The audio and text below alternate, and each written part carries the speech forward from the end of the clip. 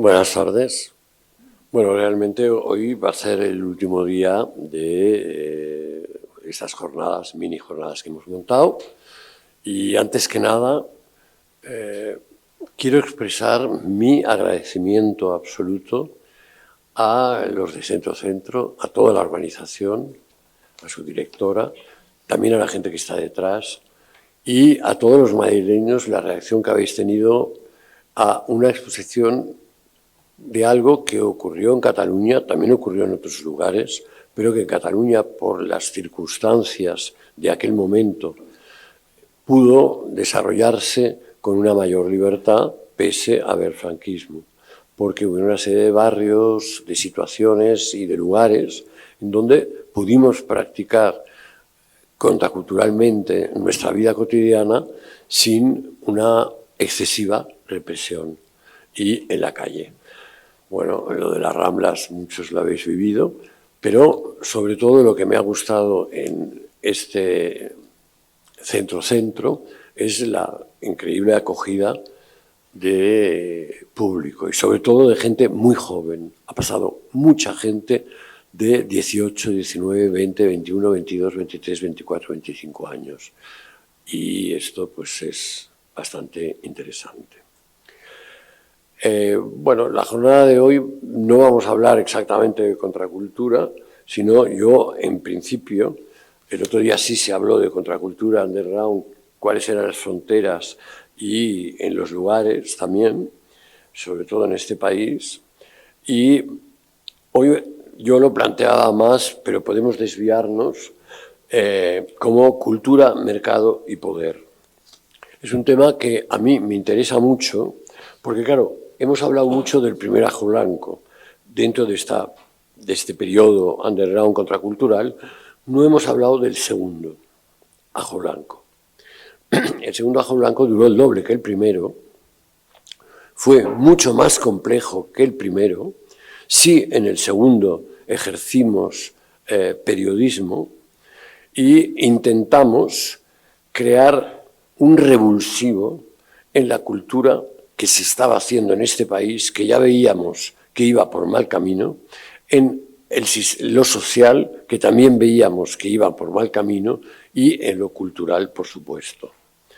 Entonces os voy a leer y explicar brevemente al principio un poco ese proceso que duró del 86 al 2000. O sea, publicamos unos 150 números y están digitalizados y para celebrar los 50 años lo primero que haremos será abrirlos gratuitamente en nuestra web, como está todo el primer periodo. Pero voy a hablar un poco de lo que escribimos entre los que nos reencontramos y los nuevos para crear el segundo Ajo Blanco, para que veáis el problema. Estamos en el mismo momento. Volvemos, porque hoy más que nunca hace falta mejorar la información y ampliar las libertades sin servilismos de ningún tipo. Desde luego, no vamos a la caza de voto alguno. Seguimos siendo independientes. Volvemos porque corren tiempos en los que las ideologías se van desahuciando unas a otras, vertiginosamente, en busca de nuevos sentidos. Tiempos en los que parece como si diferentes espectros del franquismo se hubieran reencarnado en algunos políticos, intelectuales, economistas, mermando, acotando y custodiando nuestra sociedad porque no saben, no pueden o no quieren hacer otra cosa. Volvemos porque se necesita mucha sociedad civil organizada, mucha iniciativa de grupos, entidades y asociaciones, muchos puntos de vista divergentes. Es preciso impulsar la convivencia y enriquecerla constantemente mediante la crítica, la polémica, la sátira, el humor, la aventura, la apertura al mundo exterior, las nuevas tecnologías, el riesgo y el coraje. Es preciso denunciar y alertar sobre lo que no funciona. Queremos llegar hasta los límites, transgredirlos, porque nos gusta hacerlo y tenemos buenas noticias.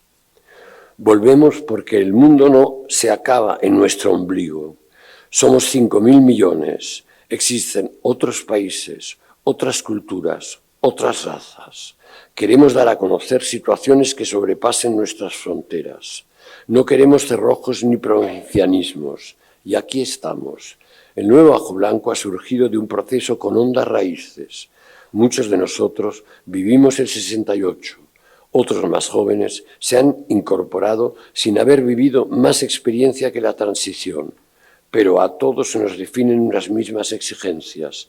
Entendemos la cultura como una plataforma creativa, reflexiva y analítica que facilite la calidad de vida y la apertura al diálogo sin contar pisas. Es ocio y es diversión, cachondeo y compromiso, imaginación y fantasía, pero jamás corrupción. Entendemos lo social como un proceso en que las identidades ni se compran ni se manipulan, se hacen. Bueno, como podéis comprender, estuvimos trabajando 14 años sin tregua, como locos, pero no pudo ser posible y en el año 2000 lo dejamos porque vimos que las agencias de publicidad, las instituciones, los medios de comunicación no querían que hubiera un órgano independiente, libre de mercados, libre de competitividades. Y, por ejemplo, la última mesa redonda en nuestros tradicionales especiales de literatura que pudimos hacer fue en el 96. ¿Por qué? Porque los escritores fueron comprados por grandes grupos editoriales y un grupo no podía estar si iba otro escritor de otro grupo en una mesa redonda. Con lo cual, la última que pudimos analizar fue en el año 96. Así empezó a pasar con todo. Y luego, publicitariamente, las agencias de publicidad, todas nos negaron poner publicidad, porque no respondíamos a criterios comerciales. O sea, por responder a criterios culturales, nos negaron el poder mantener una estructura de redacción, porque el segundo Ajo Blanco siempre tuvo un consejo de redacción con gente trabajando, aunque fuéramos revista mensual, y hacíamos debates, teníamos muchos colaboradores, pero habían redactores fijos. Éramos unos 10, 12, trabajando 14 en el Ajo Blanco. Bueno, no pudo ser. Entonces, claro, a partir de entonces, uno de los temas que más me ha inquietado es precisamente cultura, mercado, poder. Existe en este momento posibilidades de abrir espacios culturales en que no intervengan ni las instituciones, ni las agencias de publicidad, ni el marketing, ni las conexiones internacionales que dictan los cánones de lo que ha de ser o no ha de ser. Un gran comisario de arte latinoamericano en Santiago de Chile, no digo el nombre porque además está en el comité de selección del nuevo director de Reina Sofía, un artista alternativo me coló en una reunión secreta en Santiago de Chile, y entré como, bueno, habían peruanos, habían argentinos, habían colombianos, había gente de muchos diferentes países. Esa persona los había convocado y su consejo fue seguir las pautas de lo que triunfa. Lo pequeño es muy problemático. Hay que apostar, si queréis tener peso, por 2 galerías en cada país, por 3 artistas en cada país. Entonces yo de repente estallé y me sacaron. Pero yo viví esta situación. No me la han contado. La puedo contar y supongo que algún día escribiré mis verdaderas memorias y entonces explicaré pues también toda mi relación con el diario El País, por ejemplo, o cómo nos han jodido desde siempre, y muchas otras cosas. Pero a mí me interesa que tres personas muy diferentes, pero son tres experiencias, cuenten un poco si hoy es posible cultura independiente, libre, qué pasa con el mercado, cómo interviene el poder y, bueno, doy la palabra. ¿Quieres empezar tú? No, yo no. ¿Quieres tú? Puede ser, yo prefería que fuera Alicia, pero bueno. Bueno, Estrella de Diego es conocida en el mundo del arte, es una de las mejores especialistas, estudiosas, a la que conozco desde hace, yo creo que más de 40 años, o 40. O sea, cuando yo me vine a vivir a Madrid después del primer Ajo Blanco, una de las primeras personas que conocí fue a Estrella. Entonces es catedrática de arte contemporáneo, académica de la Real Academia de Bellas Artes de San Fernando, investigadora de la modernidad artística y de la teoría de géneros, escritora, comisaria de exposiciones, miembro de patronatos, de museos de arte contemporáneo como Reina Sofía, instituciones como el Cervantes. Ha escrito muchos libros, entre ellos El pasado inadvertido, Querida Gala, La mujer y la pintura del siglo XX español, cosas de Andy Warhol, en fin. Es una gran mujer, una gran persona y una gran especialista en el mundo del arte. Y yo un poco... Bueno, yo primero quiero empezar dando las gracias a los anfitriones, evidentemente, a todos vosotros por estar aquí hoy, o quien prefiera lenguaje inclusivo, que hablaremos también de esos temas hoy, todos, todas, y para ser exacto, todes, o todos y todas y todes, o todos, lo que prefiráis, o todos y todas, o ninguno. Ese va a ser un poco el hilo conductor de cosas de las que me gustaría hoy hablar.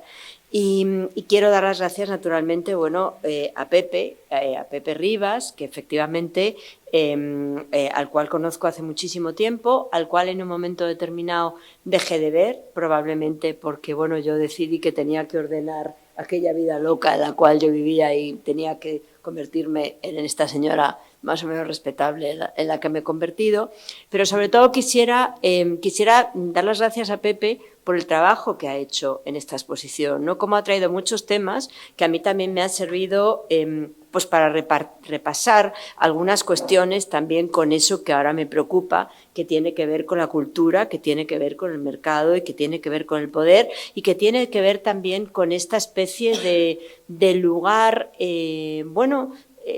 yo creo que en este momento estamos secuestrados por el lenguaje y yo creo que eso tiene mucho que ver con la cultura, el mercado, el poder y algo que para mí es un fracaso personal, porque yo desde el año 81 me dedico a los estudios de género y ahora veo que todo eso a lo que yo me he dedicado se ha convertido en una caricatura de sí mismo probablemente, que tiene que ver con el mercado, con la cultura y el poder.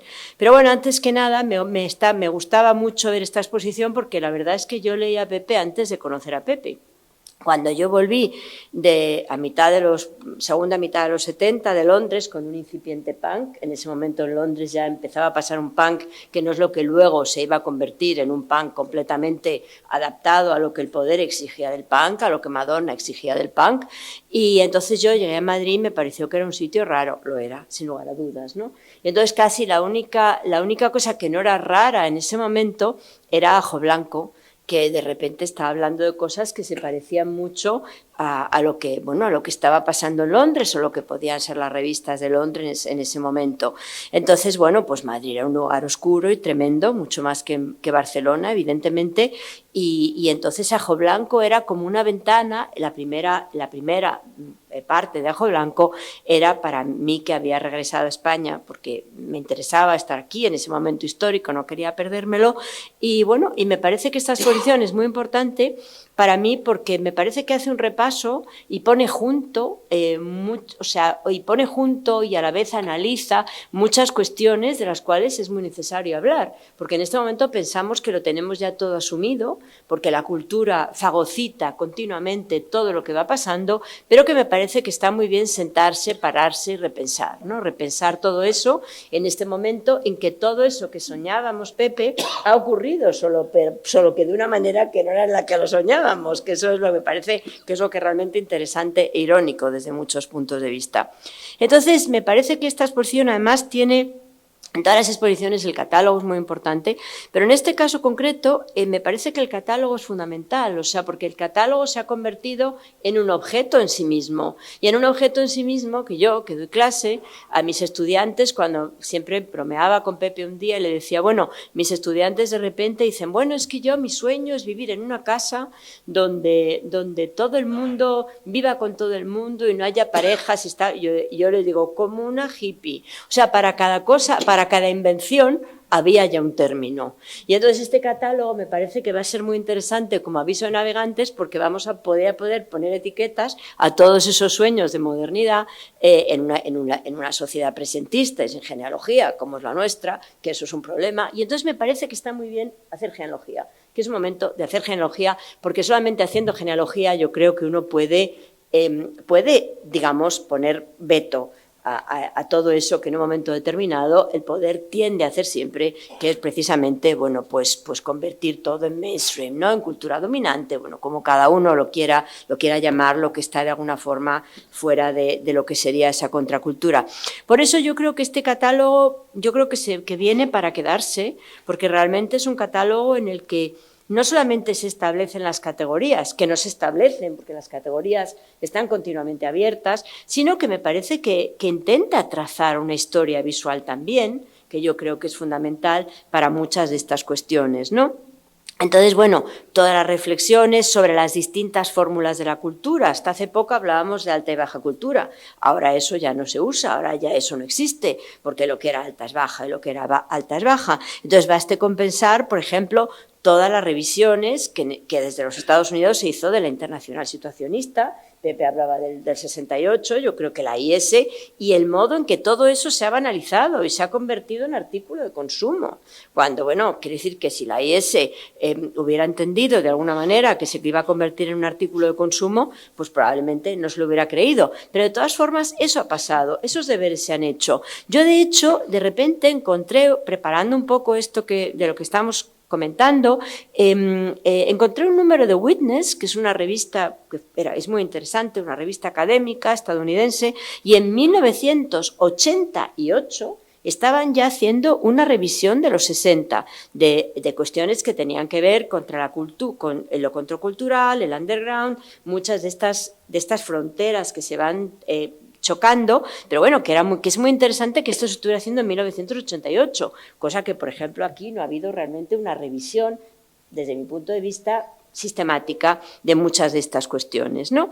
Entonces, bueno, pues se ha roto la idea esta de que, bueno, no sé si ahora hay contracultura, sobre todo esta exposición ha roto la idea de que la contracultura y el underground en España no es tan potente como realmente era, y yo creo que a través de esta exposición, para ello estoy hablando siempre desde el punto de vista también de la gente con la que yo estoy en clase, de la gente más joven, y como dice Pepe al final de su artículo, que me parece que es muy interesante, todo eso de lo que hoy gozamos, todo eso de lo que mis alumnos de máster hablan con tranquilidad, cuando dicen que se quieren ir a vivir todos juntos a una casa donde no haya parejas, y yo le digo, no se lo digo, pero lo pienso como una hippie, pues entonces todo esto se le debe al 68, y yo iría más allá también, de alguna manera, a lo que supuso esa internacional situacionista, o IS, o como queramos llamarla, dentro de un tipo de contexto. Y vuelvo al punk.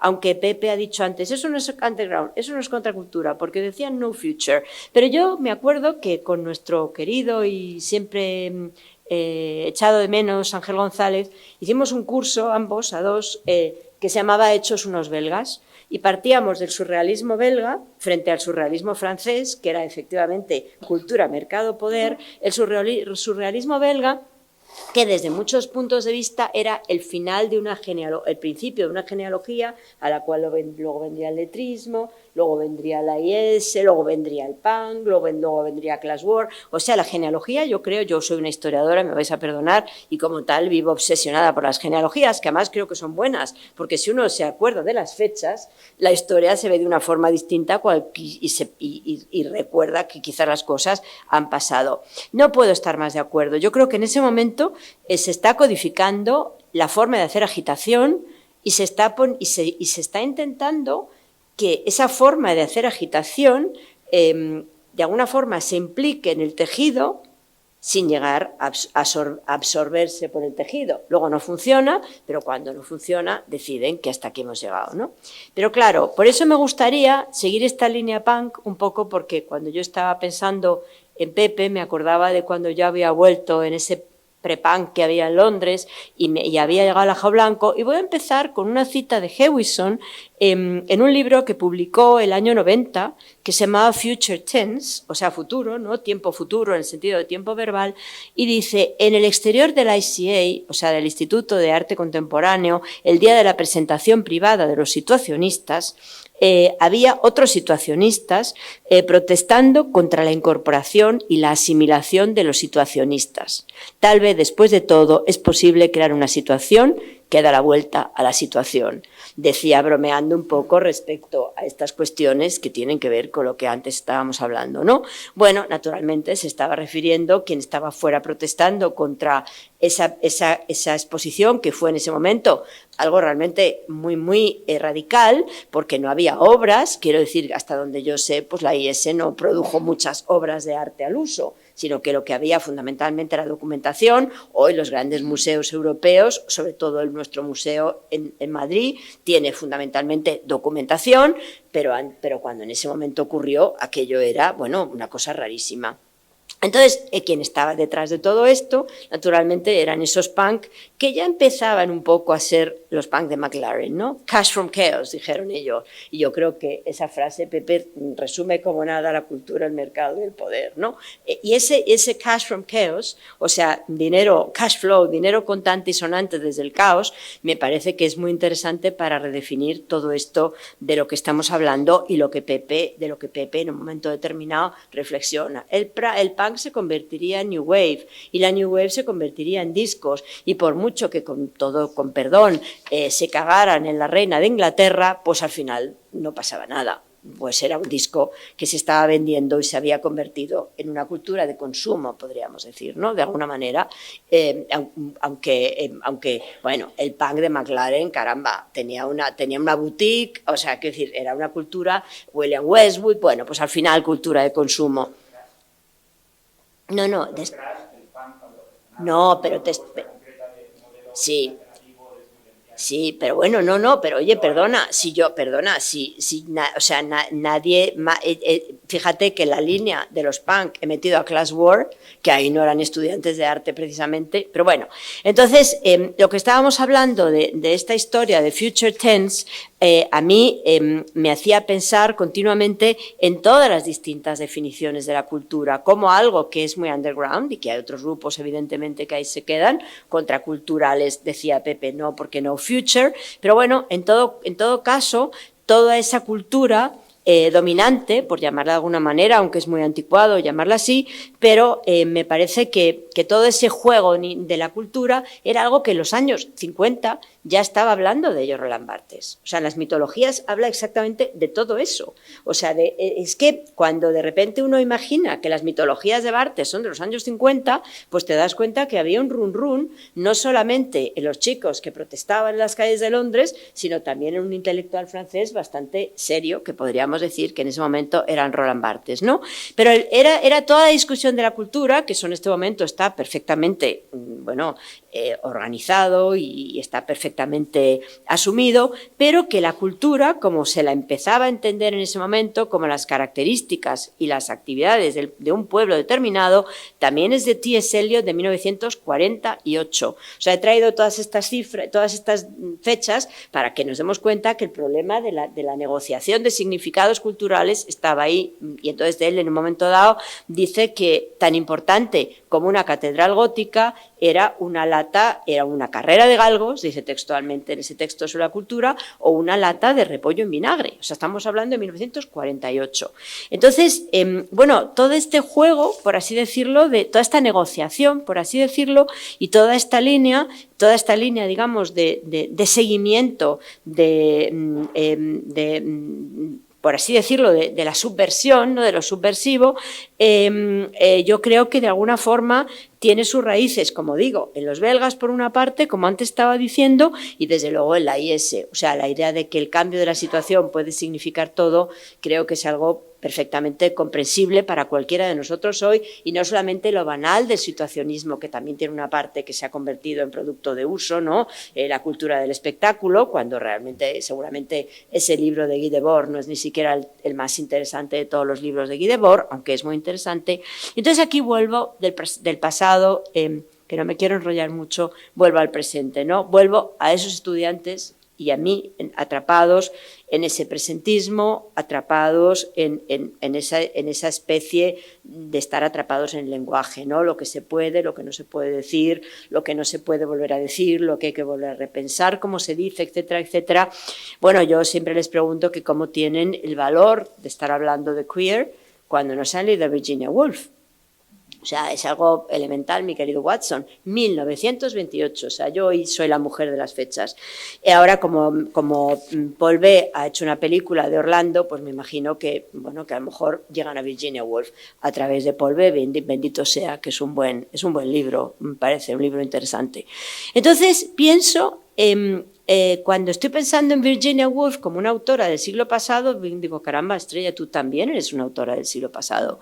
Pero eso no nos da, pero quizás en el siglo pasado no nos gustaba estar atrapados en el lenguaje. No sé, se me ocurre. A lo mejor el lenguaje era también un lugar donde uno podía jugar con el propio lenguaje, que era lo que en un momento determinado todas esas comunas hippies, toda esa gente que se iba a cultivar el campo, o sea, tampoco era nada que nos contaran. Yo tenía una amiga que lo dejó todo y se fue a una comuna a cultivar el campo y a cultivar pues lo que hubiera que cultivar en cada caso, ¿no?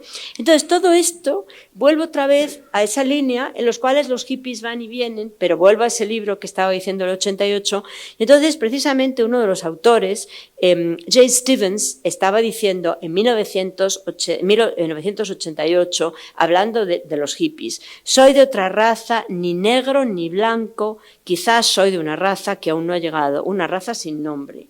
Está diciendo, ¿no? Está citando, pues naturalmente a Huxley, a Tim Leary, bueno, todo ese tipo de nombres que nos vienen a todos a la cabeza, ¿no?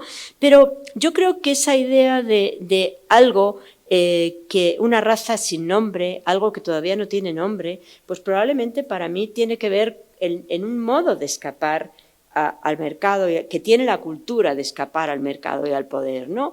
No sé, y esa es la pregunta que yo realmente les lanzo, si la cultura no se ha institucionalizado excesivamente porque le hemos querido poner a todo una etiqueta, o sea, en el mundo actual, ¿no? Si no hemos dejado que el lenguaje hable sin saber realmente ni dónde está yendo el lenguaje. Voy acabando, que ya me he comido mi cuarto de hora. Acabo con esta pregunta y con esta cita precisamente del 69 de los situacionistas o de la IS americana, norteamericana. Dice, este mundo trata de acoger bajo su ala a los gestos más radicales, la vanguardia y su subcultura sirve para hacer que la IS parezca estar en competencia y, por lo tanto, equipararse a Régis Debray, quien es igual a los Panthers, quien son iguales al Partido de la Paz y la Libertad, quien es igual a los hippies, quienes igualan a la Liga para la Libertad Sexual, que es igual a los anuncios en la espalda, que son iguales a los precios en la portada, The Barb, La Rata, Good Times, etc. No importa nada, el mismo espectáculo de siempre, nuevos mercados. Está escribiendo precisamente un miembro de la IS americana.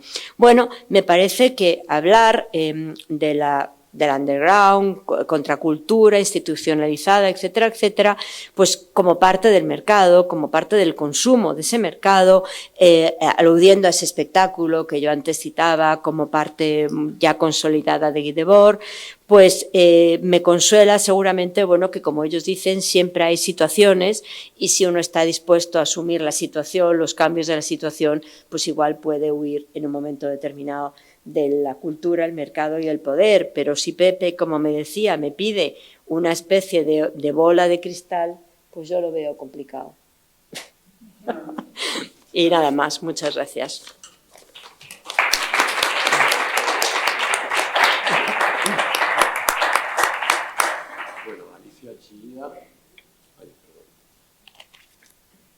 Alicia Chillida es historiadora del arte y comisaria independiente. Le interesa la convergencia entre arte, arquitectura, paisaje y medio ambiente. formada en el Museo Nacional Centro Reina Sofía y en el Guggenheim de Nueva York. Dirigió el Centro Atlántico de Arte Moderno, donde restableció el diálogo entre Latinoamérica, África y España. Y en la actualidad, pues es asesora de muchísimos proyectos y comisaria o curator de muchas exposiciones.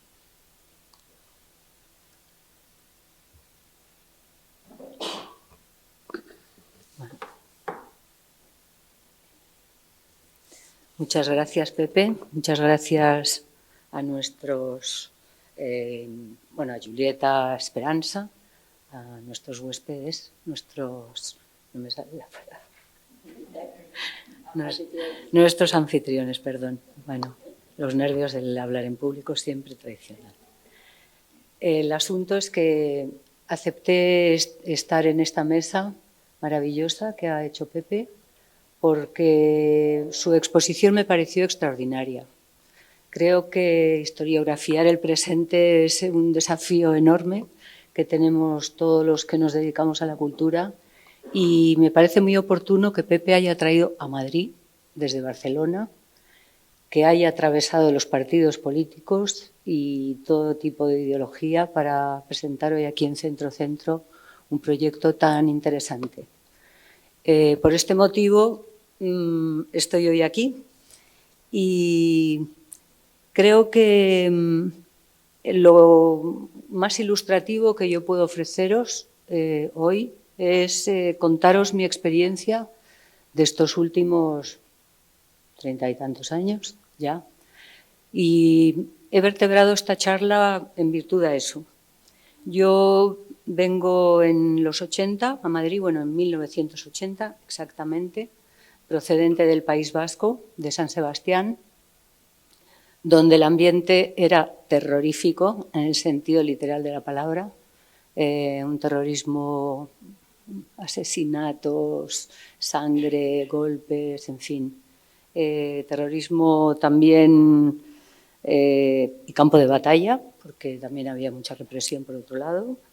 Y para nosotros fue muy, muy importante el poder venir en 1980 aquí a Madrid, porque cursamos los primeros 3 años de Geografía e Historia y la especialidad de Historia del Arte dio la casualidad que solamente existía aquí y en Barcelona.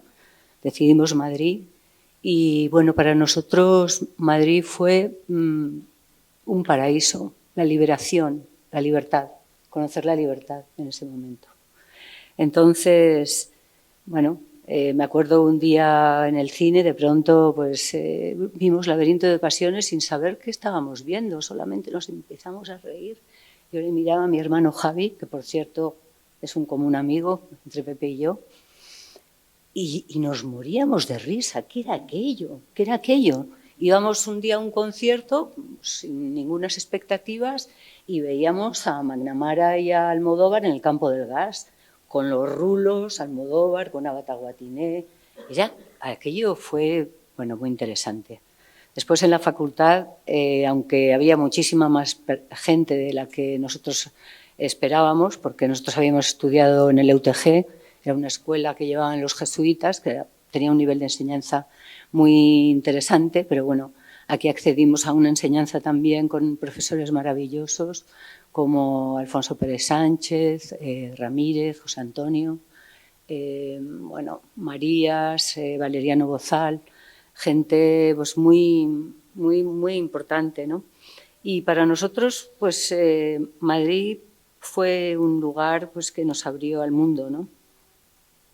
Después conocimos esa contracultura desde Madrid, porque también gente como Iván Zulueta, que vivía en los edificios Princesa, me acuerdo perfectamente, que también era mi vecino arriba, en Miraconcha, en San Sebastián.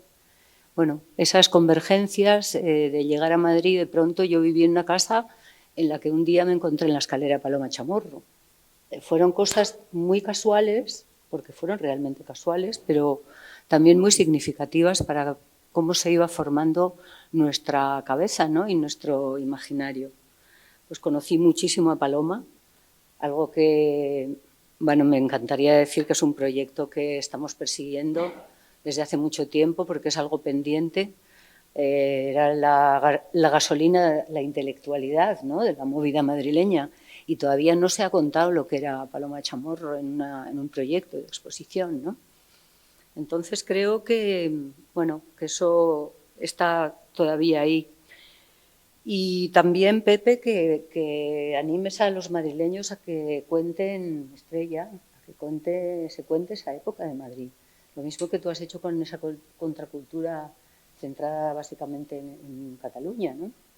¿Qué ha pasado aquí? Porque yo conozco muy parcialmente lo que ha sucedido aquí, pero creo que alguien lo tiene que contar, alguien que estaba en la primera fila, como vosotros. Bueno, yo comencé después de acabar Historia del Arte,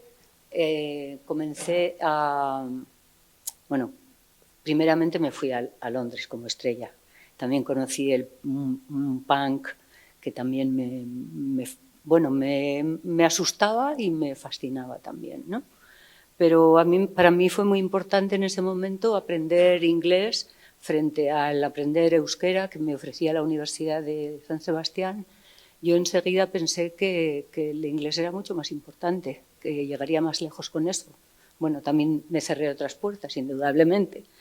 Pero cuando volví, porque partí de los estudios, comencé currículum en mano a buscar algo que me pudiera interesar. A mí me gustaban mucho las exposiciones, aunque también había ido con una beca a París para estudiar el mundo textil, que también me atraía mucho desde muy joven, ¿no?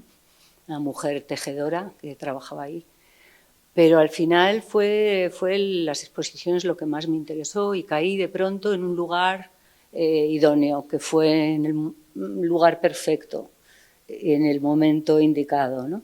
Que fue el Ministerio de Cultura, el Centro Nacional de Exposiciones, que en 1987 dirigía Carmen Jiménez, una de las primeras figuras que quiero reivindicar aquí como alguien que ha hecho cultura en primera línea, desde el poder, pero también un personaje, creo que no suficientemente reconocido, ¿no?, a la hora de historiografiar el presente. Ahí entramos un grupo, fue muy heroico, entramos un grupo de personas, éramos como 8 personas, una de ellas que se encuentra en esta audiencia, Bernardo Laniado, que ha sido, bueno, un compañero maravilloso desde entonces y un amigo inseparable, director del Museo Picasso de Málaga, director del Museo Picasso de Barcelona y actualmente comisario independiente también como yo. Bueno, aquel momento fue heroico porque realmente llegamos al Ministerio de Cultura y ahí se hacía muy poco, por no decir nada. Y Carmen metió un grupo de trabajo en el que éramos trabajadores desde el día hasta últimas horas de la noche, de la madrugada, en muchas ocasiones, ¿no? Bueno, se consiguió, yo creo que en ese momento Carmen había sido encomendada por Javier Solana, el gobierno de Felipe González en aquel momento, abrir España al arte internacional. Y a eso es a lo que nos dedicamos todos nosotros, a hacer proyectos de exposición, a difundir el arte español al exterior y, bueno, lo que nos dio tiempo a hacer hasta que vino el siguiente director del Reina Sofía, alternando poderes, que creo que es algo saludable dentro de las instituciones, que fue Tomás Llorens.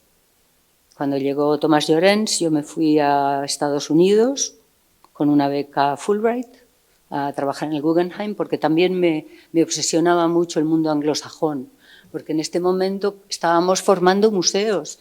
Estaba el IBAM, el CAM de Canarias y nosotros desde el Centro Nacional de Exposiciones alimentando un sueño incipiente que era el museo futuro, el Museo Nacional, ¿no?, futuro, el Reina Sofía. Y bueno, pues a partir de ahí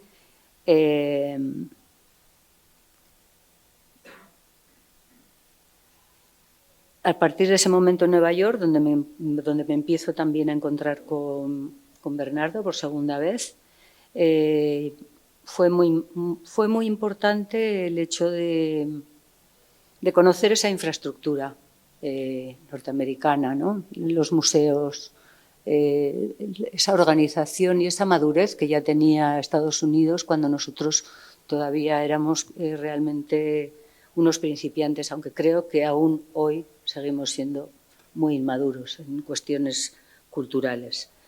Bueno, vuelta a Madrid en el año 90.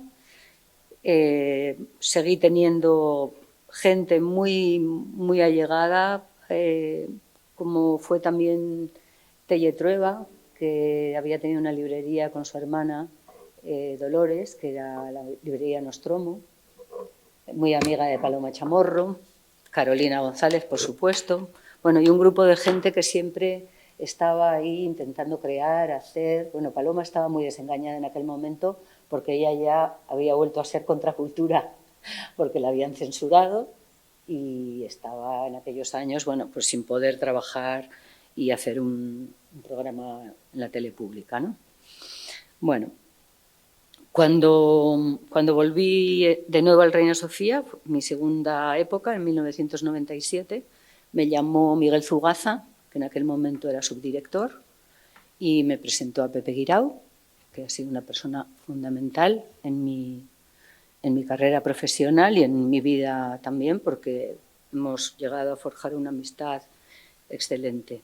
Allí, bueno, pues creo que es otra figura que quiero reivindicar aquí, en paralelo a Carmen Jiménez, porque Pepe ha sido una persona muy dedicada a lo público, o sea, con una vocación tremenda hacia el trabajo público de la cultura, ¿no? Desde su pueblo, de Pulpí, desde una condición mínima en su juventud y un hombre hecho a sí mismo, ¿no? Y este hombre, hecho a sí mismo, fue director de Reina Sofía durante bastantes años y después fue un ministro de Cultura excelente y entre medias creó una institución que fue la Casa Encendida, que, bueno, él tenía muy claro que quería dedicar a los jóvenes. En un primer momento hacía cuñas de proyectos históricos también. Yo ahí he tenido la oportunidad de desarrollar proyectos ya como comisaría independiente, pues de los proyectos, bueno, más arriesgados y más imaginativos para mí, ¿no? Como fue Paisaje y Memoria, como fueron Variaciones sobre el jardín japonés. Realmente se le echa mucho de menos a Pepe Guirao. Bueno, insistir en la libertad que yo he tenido en esta época independiente, porque a partir del 2001 hasta hoy estoy ocupando esa posición. Creo que yo me defino como poeta obrera y creo que estamos en la resistencia. Yo me siento en la resistencia cultural. No sé si eso se puede llamar contracultura, Pepe, porque también, bueno, trabajo para instituciones, sigo trabajando para instituciones. Obviamente no. Bueno, pero en la resistencia sí. Bueno, el caso es que la tercera figura que quiero reivindicar es alguien que también es un poeta obrero y trabaja en la resistencia. Es Antonio Areán, Tono para los amigos, un profesional liberal, un arquitecto al que dejó la arquitectura, muy interesado además por la música, por el arte, y alguien que lleva una actividad editorial de pequeñitas editoriales, 3 colecciones que ha hecho, como Dos paredes y un puente, otra colección Migajas y la colección Madre. Él también es del grupo de poesía de Árdora, del comité editorial, y también tiene un proyecto que es La vida es un ciervo herido, que repasa la historia visual desde el siglo XX hasta nuestros días.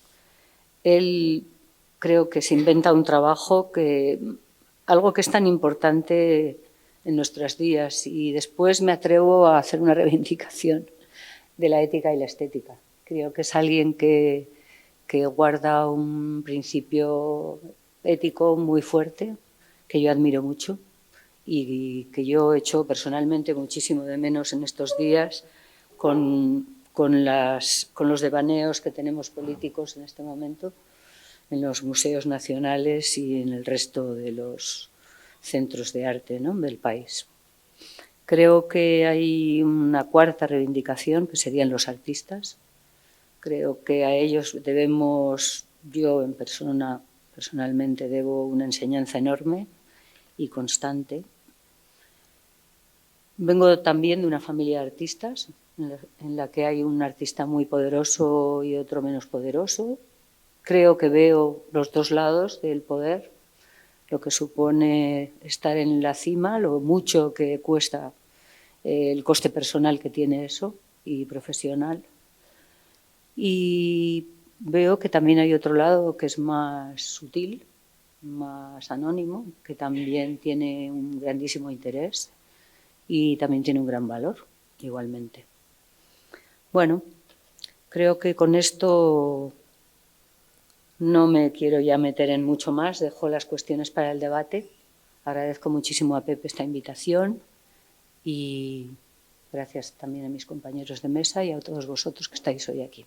Chao.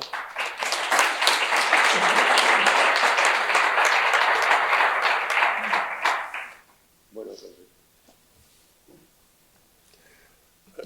con Ricard es un promotor cultural, es una persona que es autodidacta, porque, bueno, autodidacta, quiero decir que la práctica le ha llevado a una sabiduría que ha hecho posible crear una de las movimientos, empresas culturales más importantes de la modernidad de este país, que es el Sonar, pero lo importante un poco es su trayectoria, ¿no?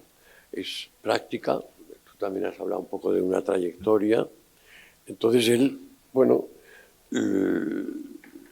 lo conozco también de hace muchos años, escribió una carta a Ajo Blanco y de repente acabó trabajando en Ajo Blanco, pero él parte de una necesidad interior de hacer algo, de crear algo, de pensar algo.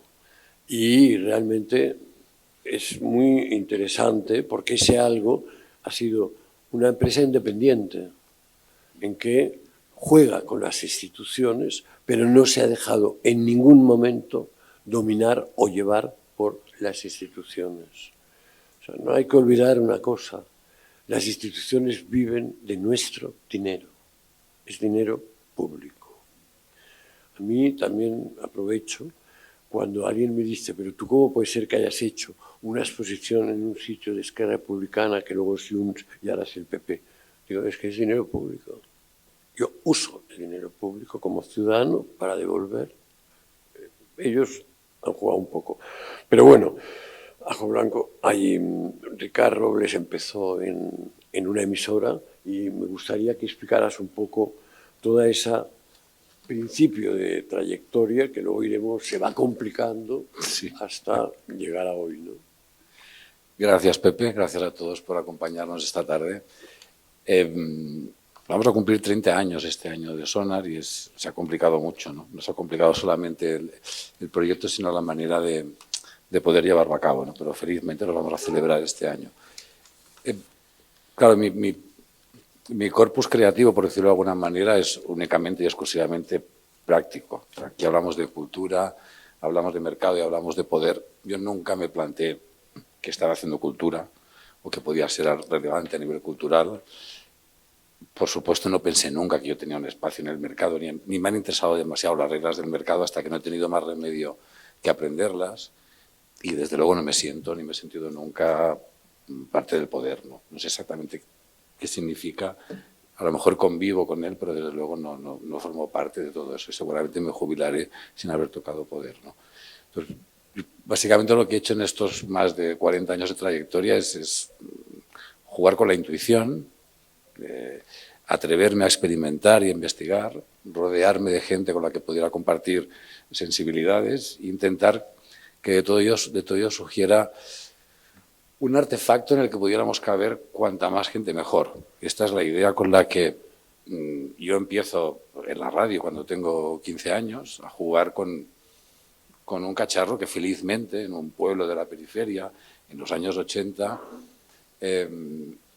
hubo como una proliferación de emisoras municipales en la que la gente que teníamos cierta inquietud, y algunos era el deporte, otros era explicar las noticias y otros eran cosas más folclóricas, algunos nos dejaban jugar con unos platos y una mesa de mezclas y yo podía experimentar con el hecho de narrar a través de la música, que a mí es lo que me fascinaba.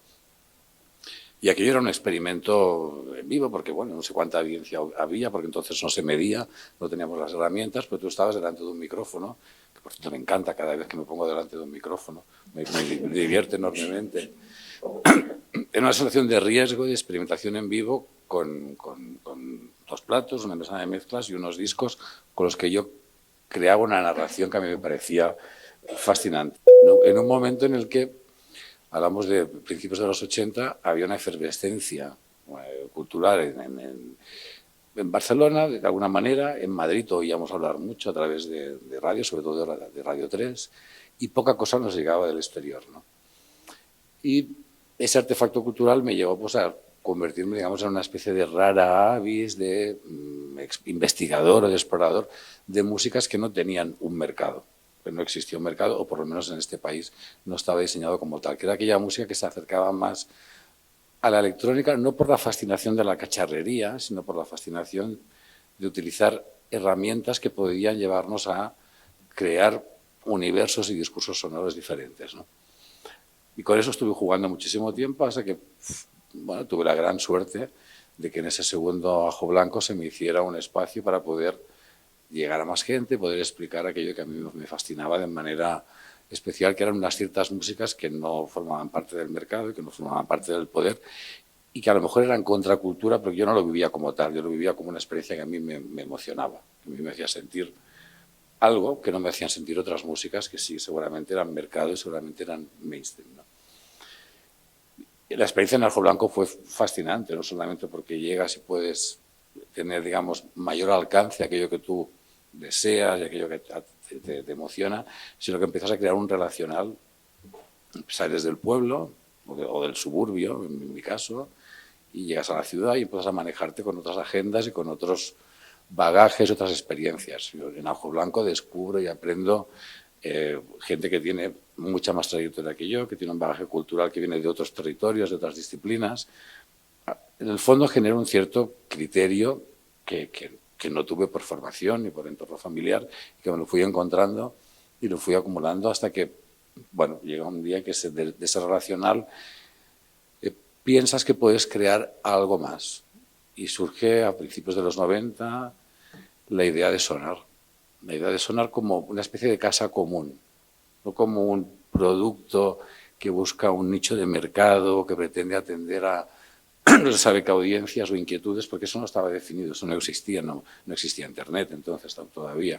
No teníamos, digamos, un entorno que estuviera demandando algo. Pero pensamos, hay muchas, o unas cuantas comunidades y sensibilidades que a lo mejor las podemos reunir. Y a lo mejor reuniendo esas sensibilidades y esas comunidades hay una interacción y a partir de esa interacción a lo mejor conseguimos que haya, no sé, una mayor sensibilidad o interés por músicas que nos interesan a unos pocos y que cada uno estamos aislados de una manera desconexa y que a lo mejor juntándonos se puede empezar a hablar de, no sé si de una escena o de un tejido, porque nos daba igual, nos daba absolutamente igual el hecho de poder atender a ciertas etiquetas, ¿no? Y con esa vocación surge Sonar, ¿no? Con el hecho de reunir a familias diferentes, de inquietudes diferentes, que tuvieran esa inquietud por la tecnología, por la experimentación, en un único espacio, con un formato que además se tenía que llamar festival, pero ostras, qué putada que se tenga que llamar festival, porque no teníamos otra palabra a mano, ¿no? Había pocos festivales entonces, muy pocos, pero todos eran iguales. Es decir, es un espacio que es a la italiana, un escenario y un público al que se le pide que esté allí, pero al que no se le propone nada más.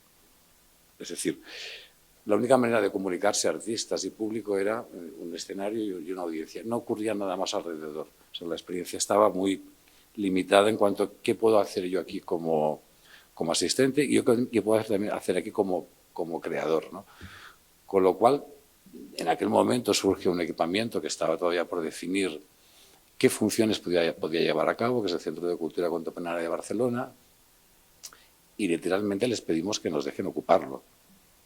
Ponle una K o una 0, como quieras decirlo, ¿no? No sabían a quién estaban recibiendo y tampoco nosotros no sabíamos quién iba a llegar allí, ¿no? Lo que sí que queríamos era crear un festival, porque no había otra palabra a mano, que no fuera de música electrónica, porque la electrónica nos limitaba mucho y le pusimos de músicas avanzadas, porque había ese espíritu de decir, bueno, reunamos gente que tenga la inquietud de avanzar, ¿no? Y creamos una serie de formatos y maneras de entender la experiencia cultural, ya podíamos llamarlo así a lo mejor, en diferentes tipos de formatos, desde escenarios para charlas, sitios para workshops, espacios para poder exponer, no dejar únicamente a la música como el único centro de nuestra vocación, sino atraer también a aquellos artistas y creadores que experimentaban con la tecnología para desarrollar proyectos que llamábamos entonces multimedia, que luego se han creado más etiquetas alrededor y ahora son infinitas. Y resulta que funcionó. Resulta que había gente que sí que estaba esperando que pasara en Barcelona o donde fuera, decimos en Barcelona porque es donde vivíamos, pasara algo así, ¿no? De poder reunirte de repente con gente que sospechabas que existía, pero no tenías dónde reunirte, ¿no? Y a partir de ahí empieza una nueva praxis, ¿no? Porque, no sé, llamarle éxito, llamarle como quieras, aquello funcionó y te obliga a hacer algo para lo que tampoco estábamos formados, que es gestionar. Y, hostia, qué mierda esto de gestionar, ¿no?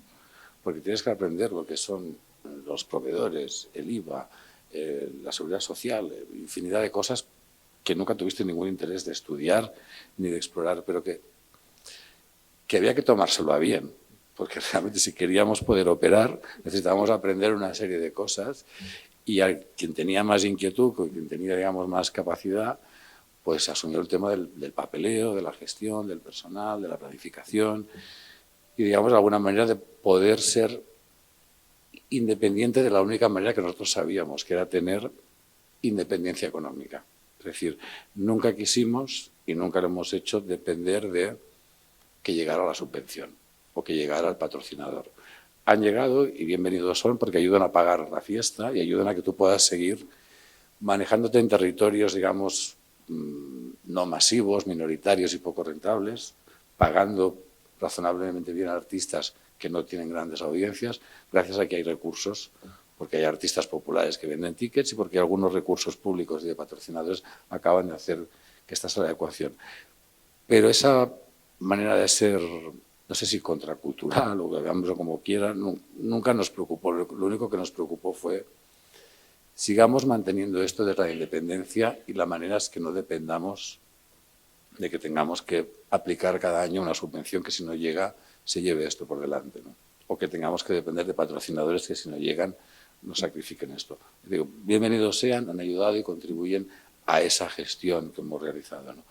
Pero la independencia como tal la conseguimos de esta manera, ¿no? Y había que entenderse pues con los bancos y con gente pues que en general no tienen, digamos, el cariz cultural que se le espera, pero que formó parte de esa necesidad de gestionar también. De manera que la mezcla de intuición, experimentación, investigación y gestión es lo que acaba convirtiendo el proyecto en algo que es viable, que puedas compartir, que tiene un cierto alcance, que resultó, que gustó, y que no solamente a la gente de aquí, sino también a mucha gente de fuera, y que vamos a cumplir 30 años este mes de junio.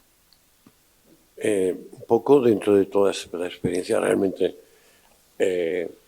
Sonar ha conseguido un público, ha conseguido que sea cultura, ha conseguido independencia, o sea, todo lo que ha dicho. ¿Y tú qué piensas de la explosión digital, cómo afecta a un proyecto como Sonar, ¿no? O cómo tú ves toda esta especie de que todo el mundo esté con un móvil, de que la gente joven no lea, etcétera.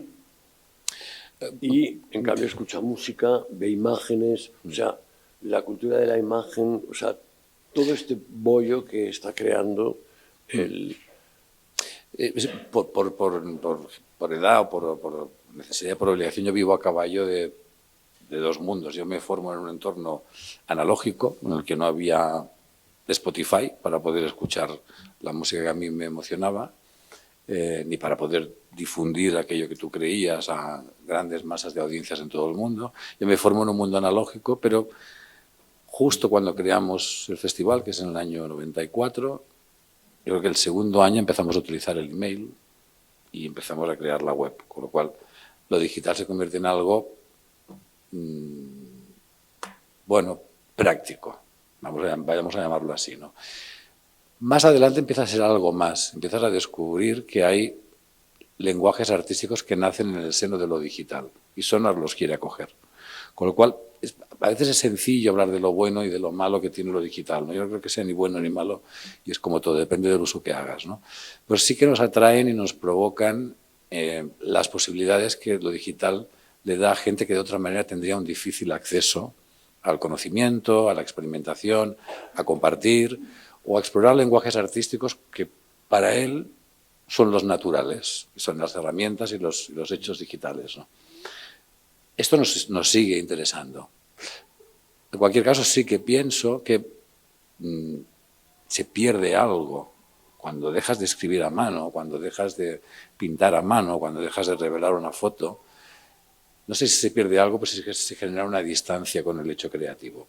Y no digo que la distancia necesariamente sea mala, pero sí se genera una distancia que a lo mejor la puedes suplir porque tu sensibilidad y la manera como te has educado en lo digital es donde genera la explosión o donde tú puedes realmente rendir como tal, ¿no?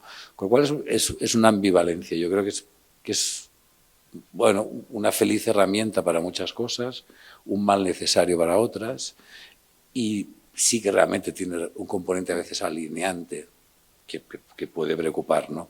El hecho de que el vehículo para acceder únicamente sea lo digital y que tú acabes yendo a una experiencia en vivo, llámale una exposición o llámale un festival o llámale lo que sea, y tengas que hacerlo a través de una pantalla, sí que resulta un poco lamentable a veces, ¿no?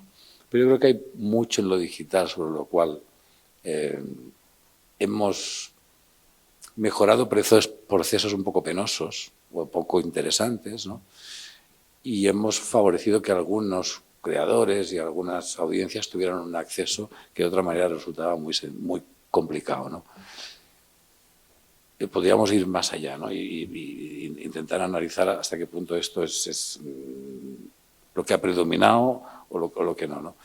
Pero yo no quisiera quedarme solamente en lo bueno y en lo malo porque todo convive, ¿no? ¿Y cómo podéis dar pautas a la gente que quiere montar cosas independientes? Vosotros que habéis conseguido negociar con ayuntamientos, ministerios,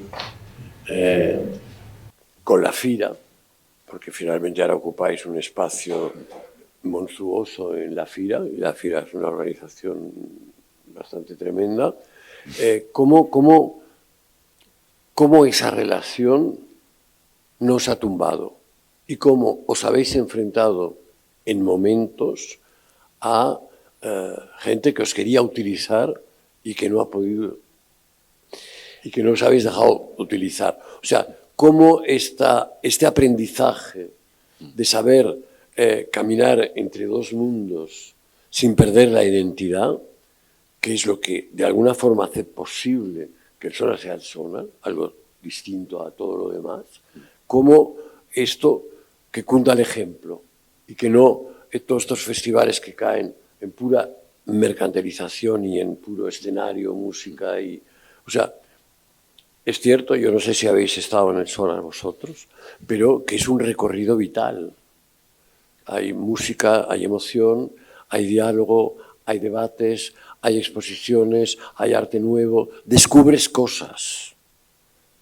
Y descubres cosas que las tocas, que las sientes, que las ves, que las dialogas.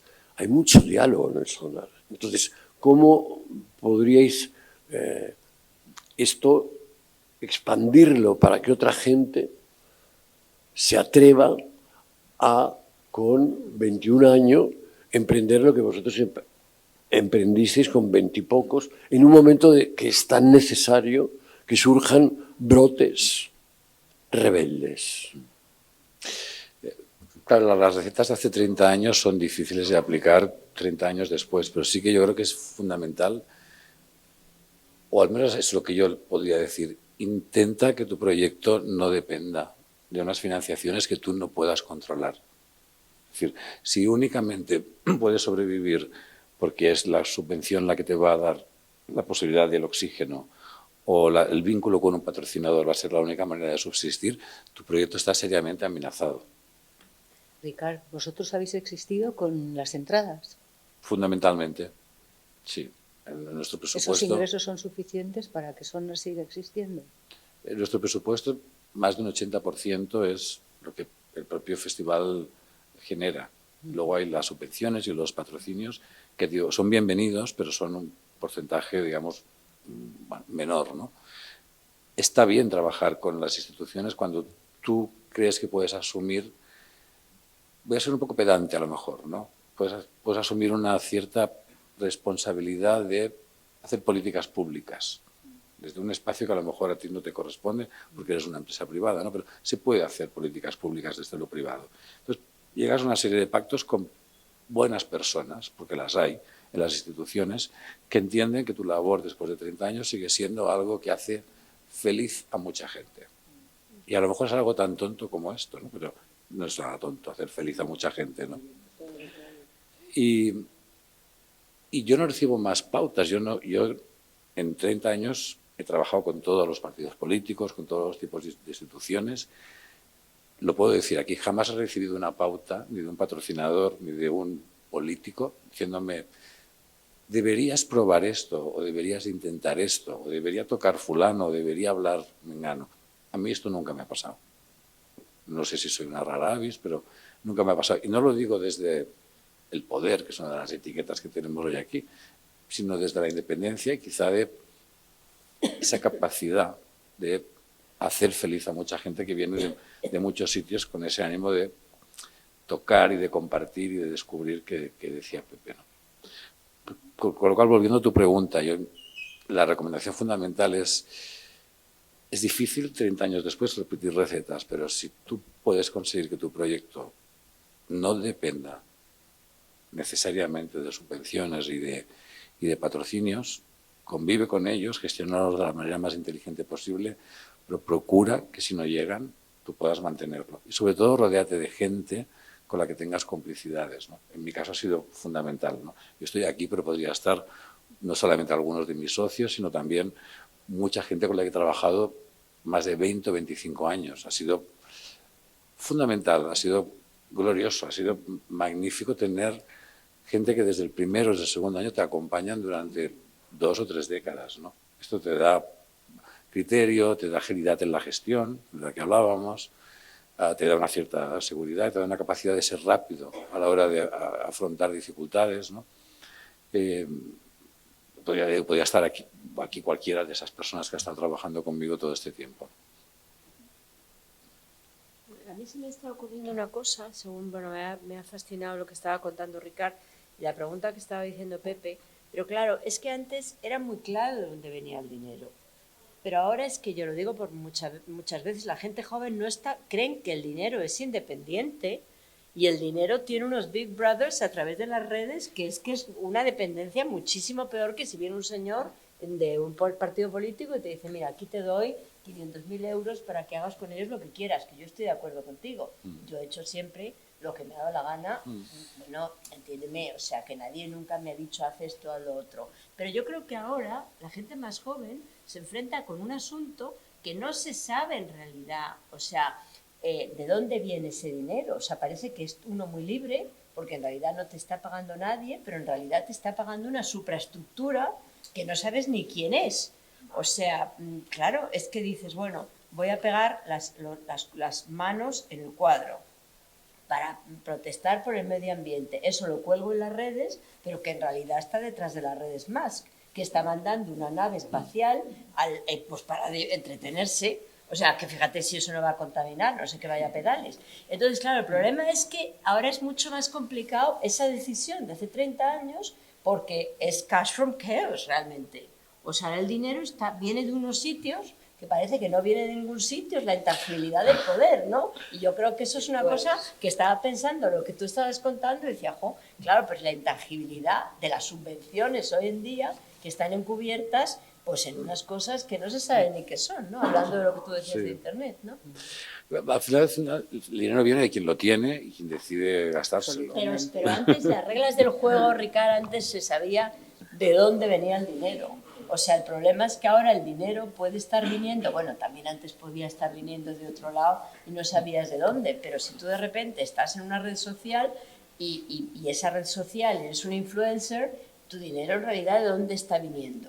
O sea, de gente que te deja un bolso para... Pero es más, yo creo que ahora es más complicado los lugares de la libertad, digo yo por mis estudiantes, los lugares de la libertad y la libertad de las subvenciones ahora no tienen un nombre, un apellido, una sigla. No sé, estaba pensando en eso, que igual es una chorrada, estaba pensando en ello, ¿no?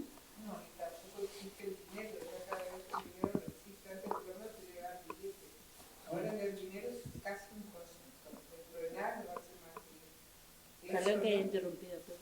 No, ahora ya empezamos el debate. Para nosotros, desde luego, el dinero viene siempre de un sitio muy concreto.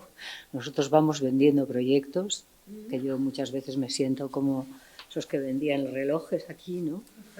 Y dices, bueno, tienes que encontrar tu financiación a través de una institución. O sea, dependemos muchísimo de alguien que nos dé el dinero para desarrollar un proyecto, absolutamente, ya sean bancos, ya sean instituciones públicas. Pero eso sabe de dónde, pero yo creo que hay una cierta intangibilidad, perdón.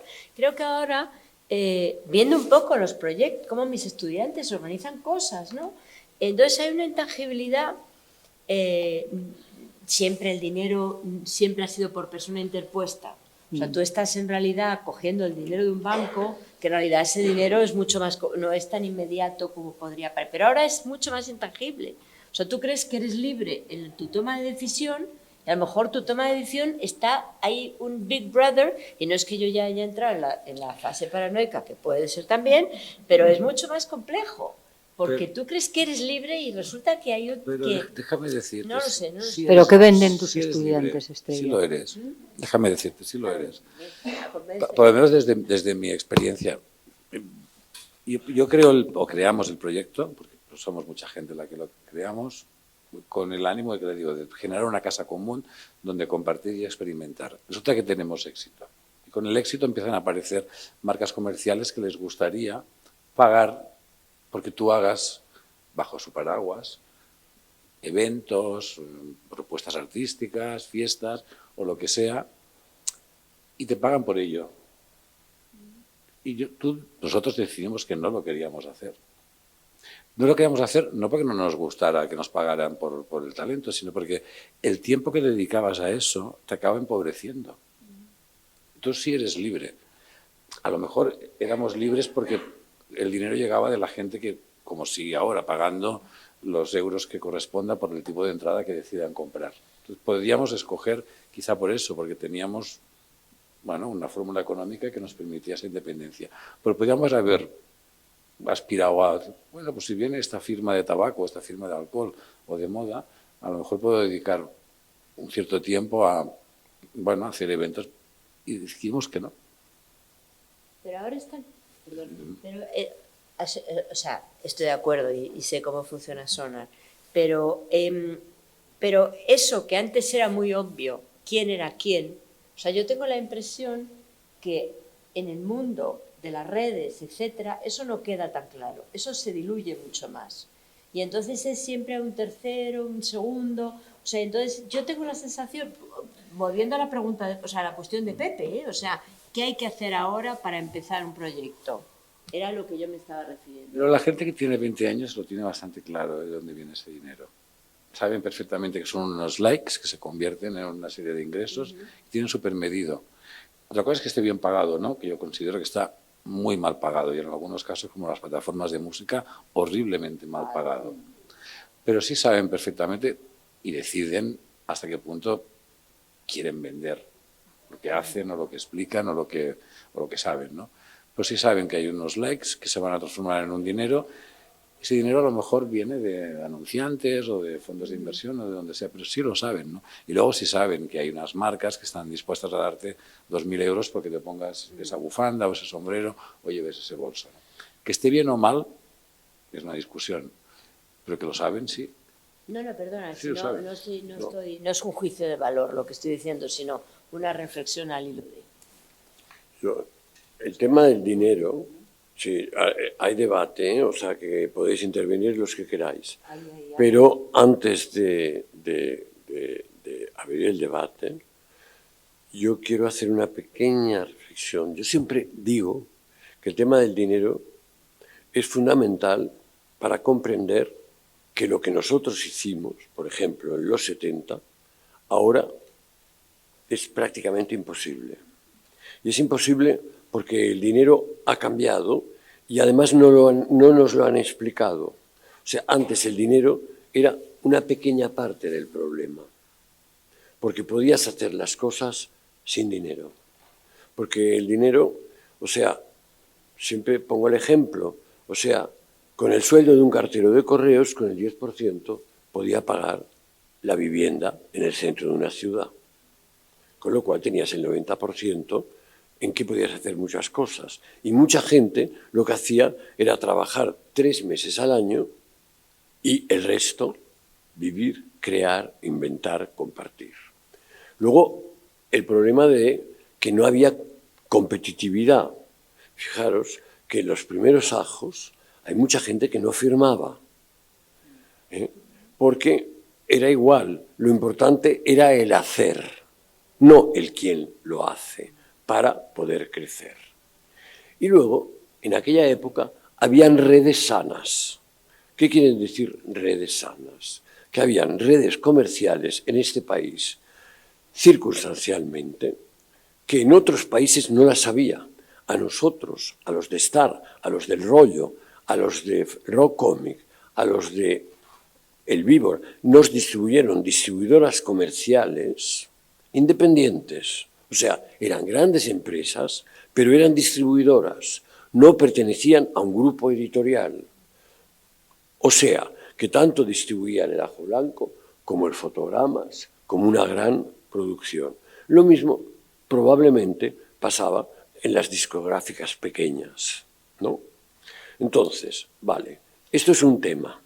Yo creo que ahora el dinero, después de la crisis del 78, en el 78 el dinero cambia con la crisis económica y pensar que en el año 77 y 78 y 77, 78, la inflación en España era más del 20%.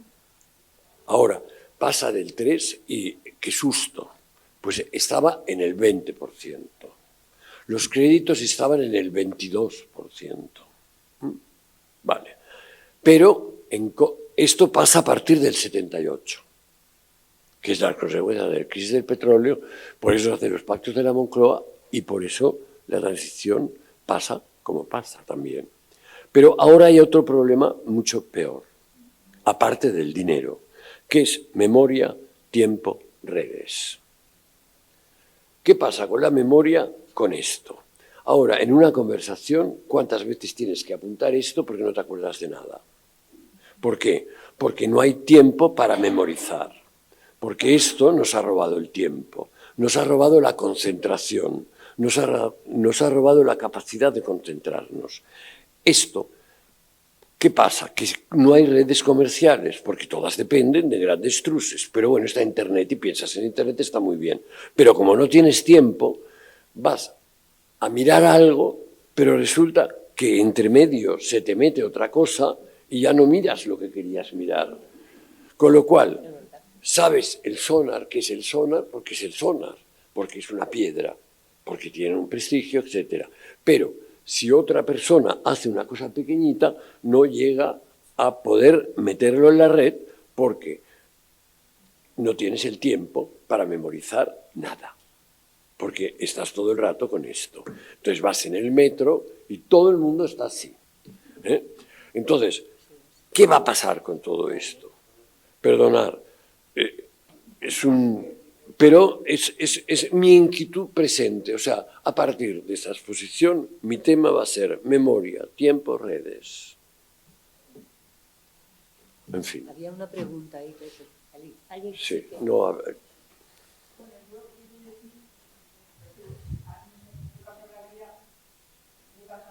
En el mundo de la cultura y de la contracultura. Aquí, entre paréntesis, diré que en los primeros números de Ajo Blanco publiqué una receta de hostias de marihuana para empezar las reuniones, que tuvieron un éxito impresionante y recibí muchísimos comentarios de los lectores.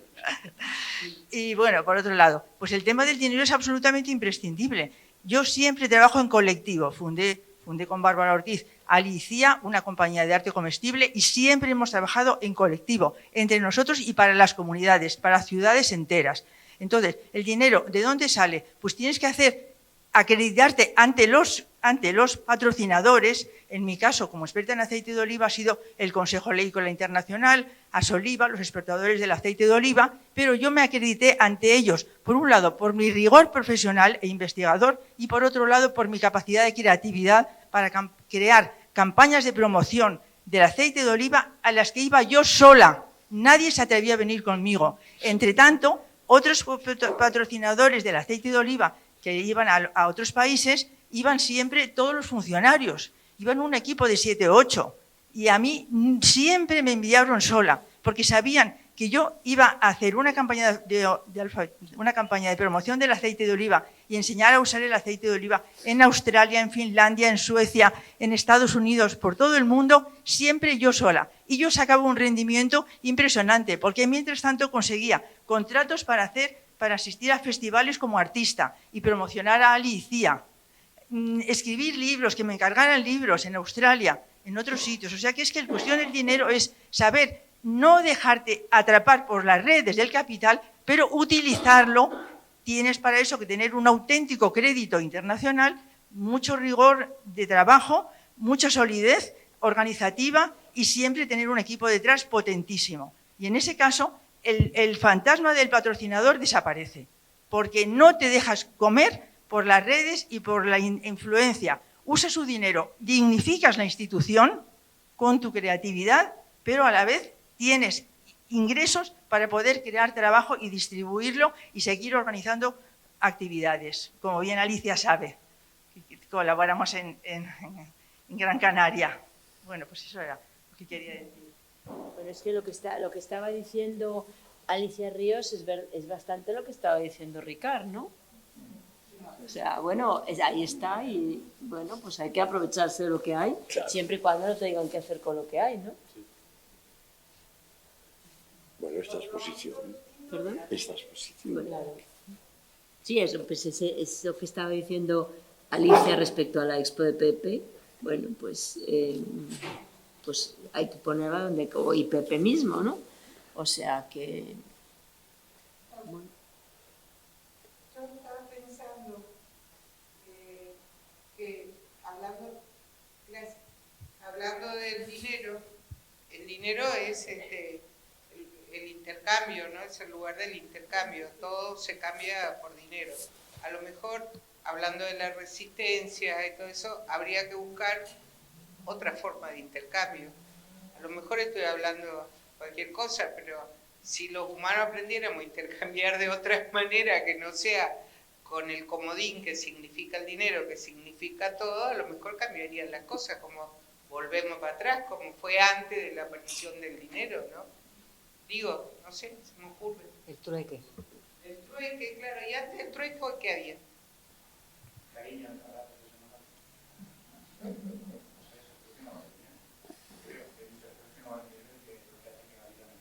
Exacto, exacto. Bueno, el trato de dar, recibir y devolver, ¿no? Y crear una dinámica de intercambio, Claro. que no tiene por qué ser solamente de dinero. Y yo creo que, digamos, todas las intenciones de las comunidades, cuando aparecen las comunas, no las comunidades, las comunas, un poco la intención es esa, ¿no? Encontrar otra forma de intercambio, nadie es dueño de nadie, todo circula. Era, digamos, algo que también nos remite en un momento a una época muy anterior, digamos, que no hay ninguna modernidad. Después, con cuestiono, pero digo, vamos cambiando, no me gusta evolucionar, vamos cambiando, los humanos vamos cambiando y a veces nos vamos para peor, parece que es mejor. O sea, en el cambio de lo que va sucediendo, ¿no es cierto? A veces se van descartando cosas que no eran malas y aparecen cosas nuevas. Respecto a Ricard, a lo que decías de lo que tu pregunta de lo digital, yo creo que es un amplificador en cuanto que llega más, pero mi idea del tema digital, yo les cuento que soy psiquiatra, ¿no? Y empecé después de la pandemia a trabajar online, cosa que primero me resistí totalmente y después empecé, lo tuve que hacer, porque si no, no podía atender a la gente. Y lo que se pierde es un amplificador que llega a más gente, pero hay algo del orden de lo sensorial que se pierde.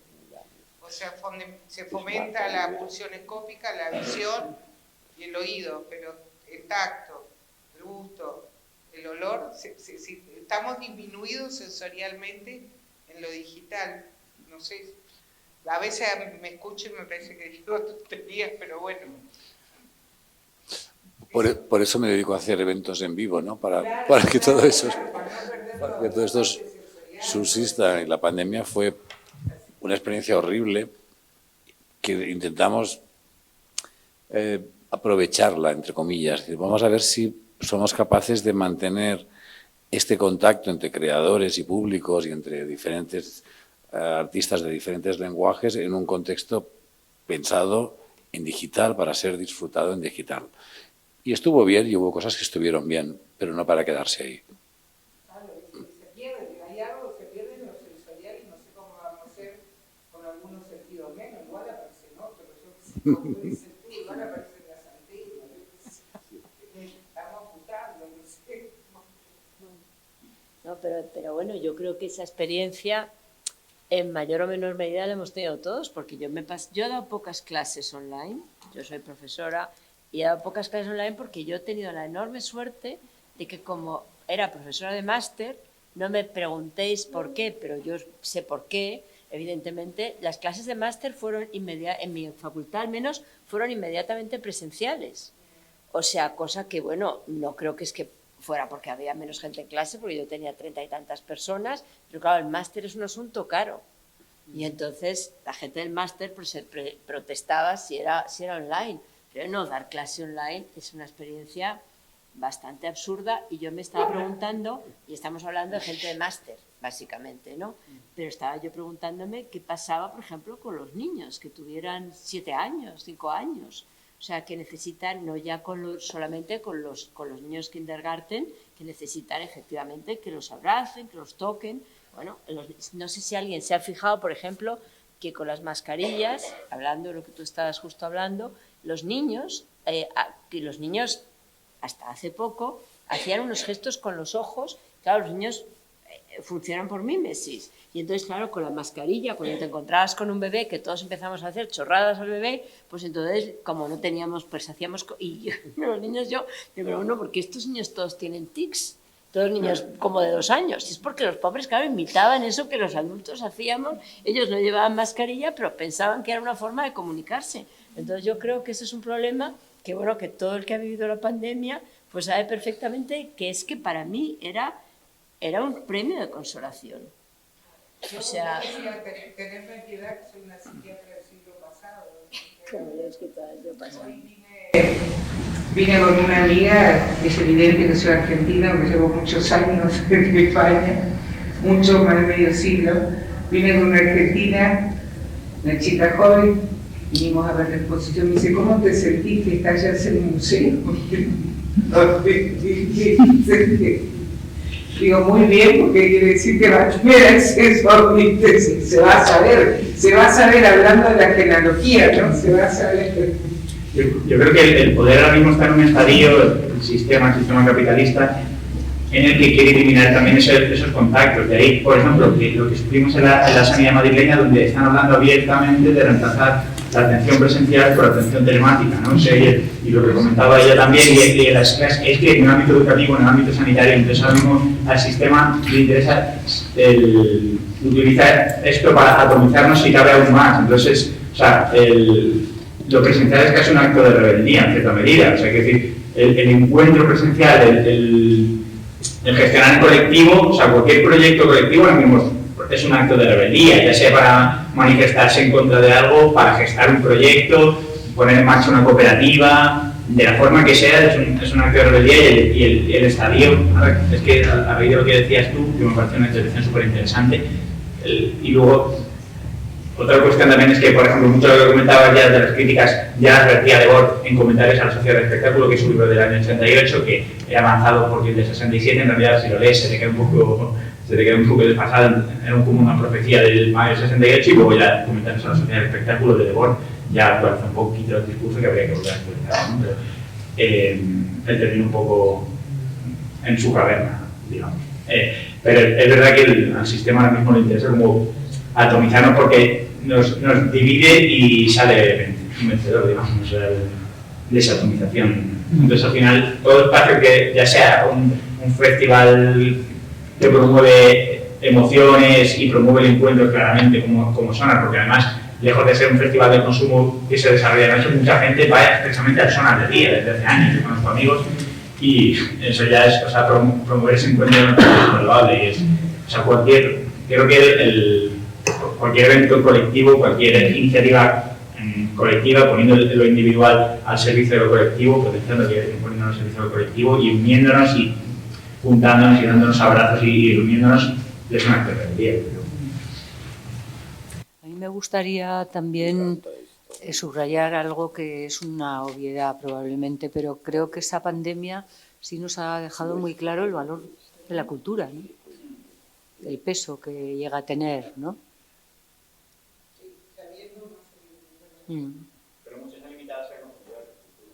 O sea, que receptores. Yo creo que Pepe se puede sentir identificado. Hay personas que necesitamos ser agentes, generadores de cultura y agregadores. Entonces, ha habido, lo que nos ha hecho es ha generado un sujeto pasivo que se dedica a consumir series, a consumir películas, pero quiere que se lo den ya todo hecho y desde su pantalla de casa y de la comodidad de su sofá. Entonces, a mí esa cultura de consumo me interesa menos que ser agente activo y que cada uno, y que yo sirva como ejemplo, porque Pepe desde luego ha sido ejemplo para mucha gente, que nos sentimos apegados a crear y a defender un discurso. A lo mejor se ha equivocado, no, yo lo hago desde el Círculo de Bellas Artes, mañana mismamente organizo una charla sobre derechos humanos, un evento sobre derechos humanos y pena de muerte, conectando con presos y corredores de la muerte, pero creo que cada uno, y os animo a asistir a los que queráis, creo que va a ser muy emotivo, pero creo que cada uno tenemos que tener un discurso y ser agentes. O sea, a mí esa cultura como nunca me ha interesado. Yo llevo haciendo fanzines desde que era adolescente y no me ha interesado. Bueno, pero hay muchas personalidades, ¿no? Hay quienes hacemos, otros quienes reciben. Claro, pero esa es la cultura que le interesa al sistema. O sea, es una cultura unidireccional y en la que al final reciben en consideración el flujo monetario, digamos, que genera. Bueno, yo creo que también nos ha docenado como consumidores de cultura en una determinada cultura que es unidireccional. tampoco hay que desdeñar el efecto de una película, el efecto de una poesía, el efecto de una novela. Bueno, se consume, pero también después se generan otras cosas. Quizás difíciles de medir, pero... A mí esto es exactamente lo que yo creo que antes no conseguía contar bien. Claro que la gente sabe cómo funciona con los likes y dislikes, pero si yo no... O sea, vivimos en una época como de una falsa libertad de elección, porque a eso me estaba refiriendo, porque todo parece que está a mano, pero es muy curioso porque el otro día, o sea, cuando estás buscando algo online, es que no solamente te están guiando la búsqueda, evidentemente, y todo el mundo habla de lo mismo. O sea, cuando uno hacía fotos de los libros, había diversidad de imágenes en una conferencia, ahora no. O sea, a eso me estoy refiriendo, que es una falsa libertad también a la hora de decidir, pues voy a llevar este bolso de Vuitton o no, porque está todo, o sea, es como yo antes decía que estábamos atrapados en el lenguaje y creo que estamos atrapados en unas falsas seducciones, que ahora es muy difícil Para nosotros, para mí no, que soy una mujer del siglo pasado, pero para la gente más joven, aunque ellos entienden mucho mejor dónde están las lecciones, pero tampoco, que yo con el buscar en internet soy muy buena, porque sobrevivo buscando mis cosas para la clase. Pero es algo muy sutil que tú lo tienes todo a mano en todas las plataformas que puedas pensar, pero es que no es verdad. Pero ¿no crees que esto es algo que ha pasado siempre? No. ¿Tú no crees que esto, de lo que estamos hablando muchas veces, es de lo que hemos podido disfrutar unas ciertas, vamos a llamarle élites, y el resto de los consumidores iban donde se les decía, donde les sonaba que tenían que ir, ¿no? Yo no digo que esto no se haya grabado con lo digital, ¿no? Pero tú con lo digital, pues igual que con una biblioteca, aprendes a manejarte. Tú si no has estado nunca en una biblioteca, no sabes lo que tienes que hacer. Y con lo digital te pasa lo mismo. Si tú no eres consciente del entorno en el que te mueves, obviamente el algoritmo te va a ir diciendo lo que te gusta, lo que te toca, pero no sé si es tan diferente. Yo, por ejemplo, una de las cosas que, lo voy a decir aquí, me va a matar alguien en Barcelona a lo mejor, ¿no? Una de las cosas que a mí me gustaría dejar caer en algún momento es dejar de hablar de cultura digital. Me gustaría quitar digital. Quisiera quitar digital. Igual que hace 30 años no quisimos hacer música electrónica, dijimos avanzada, ojalá podamos prescindir de cultura digital como si fuera una categoría, no sé, más bien intencionada o con... ahora que se le permiten más cosas o se le exigen otras cosas, ¿no? Vamos a quitarlo de digital a lo mejor porque ya da un poco igual, ¿no? Yo creo que a veces hablamos de cosas que obviamente agrava lo digital, pero no sé si son tan nuevas. Yo creo que sí, fíjate. O sea, yo tengo la impresión porque finalmente no porque no tengamos distancia histórica para verlas, etcétera, etcétera, sino porque es que, bueno, yo estoy en tu liga de teléfono, lo que pasa que se rompió, ya no encontré uno. O sea, ya me pasé a esto, pero no tengo ni una red social de ningún tipo, porque pienso que si entro ahí, yo que soy obsesiva, pues entro en bucle. O sea, y lo que no me entero de la mitad, si algo importante ya me lo contará alguien. O sea, eso seguro. Entonces, si hay algo importante ya me enteraré, del tipo que sea. Entonces, yo creo que no, porque finalmente, claro que los algoritmos te pueden llevar, o sea, hay veces que para encontrar algo tan banal como un cacharro de cocina, tienes que dar 1000 vueltas porque te quieren vender un cuenco y lo que quieres es un cacharro para hacer la cosa con la batidora, ¿no? O sea, es que da igual, o sea, es igual con la mini pimer. O sea, entonces, pero el problema yo creo es que hay una cosa que voy a decir que es muy loca, pero que o sea, no solamente estar escuchando lo que significa la música en vivo, ¿no? Y tener 45 minutos, ayer justo en una cena yo estaba hablando con una cantante, compositora muy conocida, entonces claro, yo le decía, claro, hacer un álbum es como hacer un libro, porque no es que pongas una canción detrás de otra, sino que estás haciendo una entidad, ¿no? Estás haciendo una unidad. Y decía, bueno, es que la gente más joven no tiene 45 minutos para estar escuchando ese álbum que te puede gustar más o menos, del que vas a sacar una canción, ¿no? Pero es que la idea, yo creo que antes, para escuchar una canción, que es lo que tú decías, tenías que esperar que la pusieran. Tenías que esperar que la pusieran primero en el cine de un musical, luego en la radio, luego en tu tocadiscos. Entonces, esa emoción de lo que no tienes a mano, pero es que tampoco tienes a mano, sino que ahora parece que está a mano, yo creo que, bueno, que es un asunto... también hay como de un lugar donde se negocian cosas. O sea, no solo en el directo, sino entender la unidad de las cosas, no la fragmentación de las cosas. Que yo creo que eso es algo que la red, o sea, bueno, que se pierde, ¿no? O sea, yo, claro, cuando esta persona ayer me estaba hablando de hacer un álbum y que no tenía la gente más joven 45 minutos para escuchar ese álbum, yo le dije, claro, es que hacer un álbum, o sea, yo no lo había pensado nunca, es hacer un libro. O sea, empieza el primer capítulo, el segundo, el tercero, el cuarto, y entonces hacer un libro, tú luego puedes decir, me gustó más el cuarto que el quinto, el primero que el segundo. Pero claro, esa idea de la unidad que exige tiempo, que exige presencialidad, aunque sea la presencialidad de estar en casa con el tocadiscos y la anticipation, ¿no? O sea, no sé cómo se puede traducir eso en español. Entonces yo creo que sí que ha cambiado. Yo creo que ha cambiado y me parece que no para mejor, sino que se ha perdido algo, que yo hay un punto que decido, bueno, quiero ver solo las pelis en la programación de las televisiones en abierto y que ellos me las corten, me las quiten, me las pongan. O sea, no quiero ser yo la que decide cuándo veo la película, cuándo la corto para irme por el sándwich. O sea, quiero decir, esa idea, porque es mentira, no estoy tomando las decisiones. Yo creo que esa es lo que yo antes no me da igual de dónde viene el dinero, pero lo que a mí me preocupa es que no quiero, o sea, yo sé que estoy presa del capital, de que me paga el sueldo, del Estado, que yo soy funcionaria, de todo eso, pero a mí lo que me angustia es pensar que soy libre cuando no lo soy, que elijo libremente cuando no estoy eligiendo libremente. O sea, eso es lo que a mí antes yo intentaba contar. La libertad, la capacidad de decir no.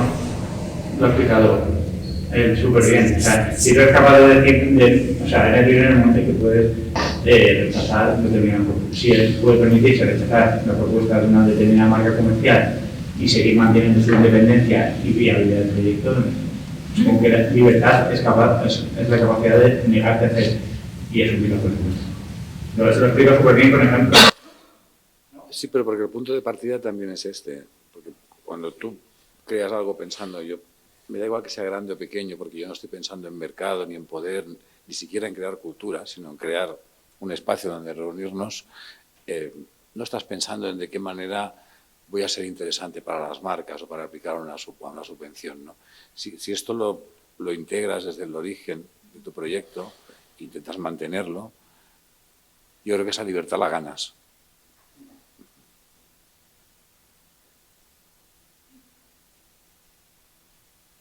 Yo creo, para acabar, que lo importante es la pluralidad. O sea, yo de repente me dicen, es que tú eres muy intuitivo. Pero claro, ¿cómo se crea la intuición? La intuición no es de partida.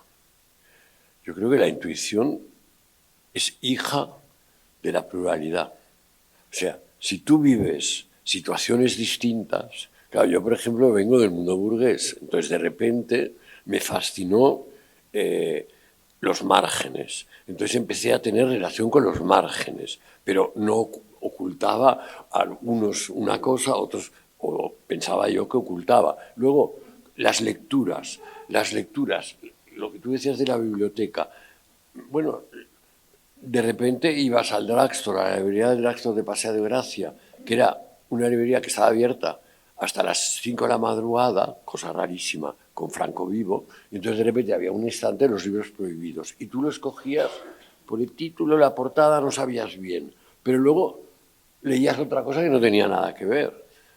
O sea, yo creo que no podemos estar tan estructurados. O sea, que la especialización yo creo que mata muchas cosas. O sea, yo creo que has de tener visión del conjunto, ¿no? Esto de que vas al médico, te arregla esto, pero te estropea esto, porque resulta que has de ir al especialista de esto y de esto. Entonces, claro, o sea, yo creo que lo que yo animo mucho siempre, cuando divulgo lo que sea, es pluralidad. Entonces, el Internet cada vez es menos plural. Este es el problema. Porque yo, por ejemplo, cuando hice el libro de Ucrania y de Polonia y todo esto, que es anterior de todo lo que ha pasado, de Crimea y todo esto, había en Internet, en 2002, 2004, 2008, 2010, 2012, encontrabas unas cosas que ahora no las encuentras. O te tendrías que pasar de tanto tiempo que... Y claro, es que el Wikipedia no es creíble. Y hay mucha promoción, con lo cual estoy de acuerdo. Tenemos cada vez menos libertad, porque cada vez hay menos pluralidad. Y yo creo que la pluralidad es muy importante. O sea, que te intenten decir, esto es blanco. No, pues esto... O sea, tú puedes defender tu historia, pero tenemos que comer muchas cosas distintas. No, sobre todo cuando hay un camuflaje de diversidad y de inclusión, cuando finalmente ese camuflaje de inclusión y de diversidad es un camuflaje, para mí, que se puede estar convirtiendo en un lugar de la exclusión, porque además, por mucho que creas que está todo el mundo incluido, siempre hay alguien que se ha quedado fuera. O sea, y con eso hay que contar y seguir negociando. Pero, bueno, yo creo que es un momento... Hay una historia que os la cuento. Una de mis estudiantes, una de mis estudiantes, y es muy rápido, pero que me parece que habla de lo que antes es que me ha hecho pensar mucho, lo que Ricard estaba contando y Pepe decía, ¿de dónde empezamos hoy? Querían hacer una revista online, bla, bla, bla, todo bien, en medio de la pandemia además. Entonces al mismo tiempo me dice, bueno, ¿y tú, Estrella, qué se te ocurre? Dime a ver dónde puedo buscar un trabajo y tal. Y entonces yo le dije, oye, ¿pero por qué no coges esa revista y haces que la revista, o sea, empieza haciendo un crowdfunding, que eso es bueno en este momento, y haz que la revista eventualmente se convierta en tu modo de vida? A lo cual ella contesta, no, es que yo creo que la revista sea gratis. Y yo entonces dije, bueno, entonces, ¿quieres hacer un producto gratis? Y luego quieres que yo te recomiende para un trabajo. Pero entonces, ¿no es mejor que ese producto que tú quieres hacer lo empieces a hacer ya para que ese sea tu producto? Y tu producto en el mejor sentido de la palabra, no lo estoy diciendo despectivamente, tu revista sea tu modo de vida. O sea, ¿qué es esta idea de no, esto tiene que ser todo gratis, pero luego yo me quiero, dime dónde crees que debo buscar un trabajo? Entonces, esa idea yo creo que es justamente la contraria a lo que tú estabas diciendo. Quiero que esto que me invento sea también aquello de lo cual voy a vivir. Sí, es exactamente eso. O sea, yo quiero vivir ahí y cuanto antes vivir de ello también. Pensar en algo gratis es generar la dependencia del anunciante. De los jóvenes que aparentemente tienen mayor libertad, lo que pasa es que no tienen capacidad o formación para discernir. O sea, con respecto a lo que vos decías del algoritmo y de Internet, ellos tienen acceso, o vos decís tenemos menos libertad, hablando de los jóvenes específicamente, tienen menos libertad porque creen que son libres, pero en realidad no están teniendo las herramientas que necesitan para poder entender en ese mar de información qué es cada cosa. El criterio. El criterio, exacto. Pero porque yo creo que, bueno, yo no tengo la misma edad que ustedes, pero hasta nosotras más o menos en la escuela recibíamos una cierta formación, que es lo que todavía nos permite decir, no somos un muñeco, entendemos cómo más o menos funcionan las cosas. Pero los chicos de ahora tenemos hijos de esas edades, entonces tienen un mar de información en el cual no tienen herramientas y no tienen formación intelectual, educativa para poder decir esto es así, esto es así, esto es así. Creen en teorías conspirativas, en cosas que no... Por eso yo te iba a preguntar cuando vos te referías al sistema, si te referías al sistema así como cliché conspirativo que te va a manejar la vida o a qué te referías con sistema. No, el sistema capitalista que es el que fija nosotros. O sea que yo no doy poco. Pero es verdad, a mí hay una cuestión que me dio el criterio, que es la asignatura de filosofía, que le damos y que muchas veces se intenta eliminar del sistema, y ahí te ofrecían toda la perspectiva de San Agustín a Carlos Marx. Lamentablemente no te ofrecían ni a Bakunin, ni a Kropotkin, queriendo influirte, o sea, te dan toda la pluralidad, pero bueno, digamos que la voz libertaria no nos pusieron. Y que también, o sea, por ejemplo, ocurre Booking o gente que nos hubiera dado una perspectiva de los límites de este mundo, el ecologismo y una serie de cosas que yo no recuerdo que a mí me dieran al menos, se limitaba a Marx, era lo más alternativo. Pero la filosofía, la herramienta que te da el espíritu crítico, que al final, y de tener un criterio, yo sigo pensando que el algoritmo no te da ese criterio, y que hace falta yo defiendo la figura del prescriptor, o sea, que puede ser yo le aplico la música, pero bueno, puede ser el tipo de la tienda de discos o tu amigo el enteradillo que sabía no sé qué, o yo creo que la figura del prescriptor, que creo que se ha ido perdiendo, no te la proporciona el algoritmo, creo que es un valor añadido, pero bueno, nada, pero también. Sí, y yo no quiero alargar mucho de esto, ¿no? Pero y lo que se organizan en las monedas, y digo que si no ves el dinero nunca, ¿qué se puede suceder? ¿Qué relación se tiene con el dinero? Porque no se ve, ¿no? O sea, me doy cuenta que lo que las monedas es una carcada de eso. Porque, ¿no? Si no tienes la física con la energía, no existes nunca con la precisión. Bueno, estamos muy contentos de... Ah, perdón. Voy a decir una cosa un poco punk, ¿no? Pero es que está bien. Estamos muy preocupados por los jóvenes y a veces somos un poco paternalistas, ¿no? Oye, que se apañen tú, como nos apañamos todos, ¿no? Hombre, pero quiero decir, yo es porque estoy todo el rato, yo estoy intentando, yo estoy todo el rato en media res, ¿qué quieres que te diga? No te preocupes, que no tengo otra salida, tengo que fichar. Nos hemos apañado todos, que se apañen también ellos. O sea, nada más. Ya se apañarán, ya se arreglarán. Primero se les quita a todos la tablet, que es una forma del sistema.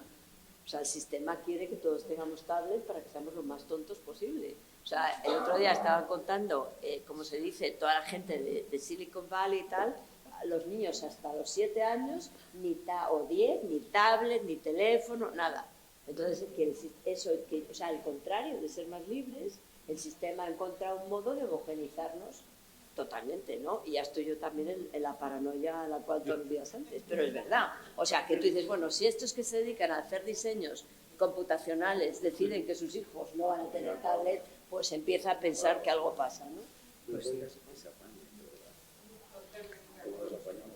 Bueno. Bueno, pues venga, muchas gracias.